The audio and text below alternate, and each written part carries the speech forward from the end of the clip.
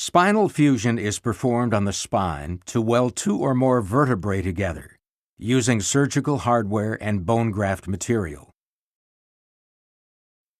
The spine consists of a series of interconnected bones called vertebrae, extending from the base of the skull to the tailbone. Each vertebra connects with the one above and below at the facet joints, allowing them to move relative to one another. In between each bony vertebra lies a shock-absorbing intervertebral disc. The facet joints and intervertebral discs work together to permit the bending and twisting motions of the back and neck. Protected within the vertebral column is the spinal cord, which connects the brain to the rest of the body. Spinal nerves emanate from the spinal cord at regular intervals. Your doctor may recommend spinal fusion if you have one of the following conditions: a fractured vertebra, excessive motion between vertebrae causing instability and pain, spondylosis, a degenerative arthritic condition that may cause loss of normal spinal structure and function, or spondylolisthesis, a condition in which one vertebra slips forward relative to the one next to it. Other conditions that may require surgery include osteoarthritis of the facet joints, a spinal deformity such as scoliosis or kyphosis, or a bulging or herniated disc, which can press on the exiting spinal nerve. Spinal fusion is designed to eliminate movement between the affected vertebrae, making the spine more stable and decreasing pain. Before your procedure, an intravenous line will be started. A catheter may be placed in your bladder to drain your urine.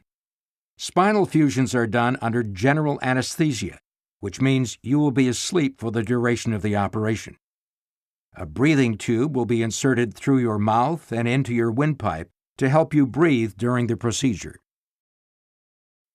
If your surgeon is using your own bone for the fusion, he or she will make an incision overlying your hip and remove a bone graft.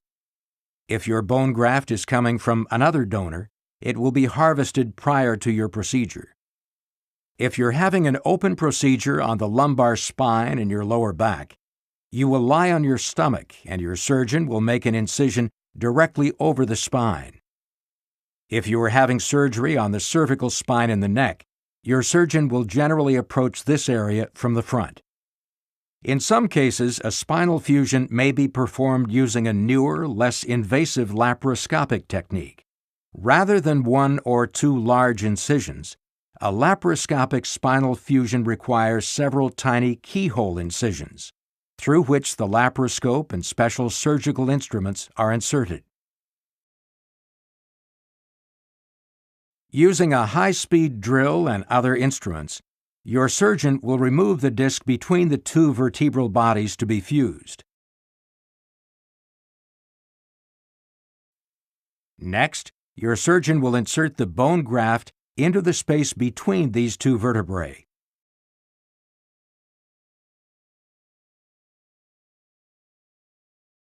He or she may also place a plate and screws over the graft to hold the vertebrae together until they fuse into one bone.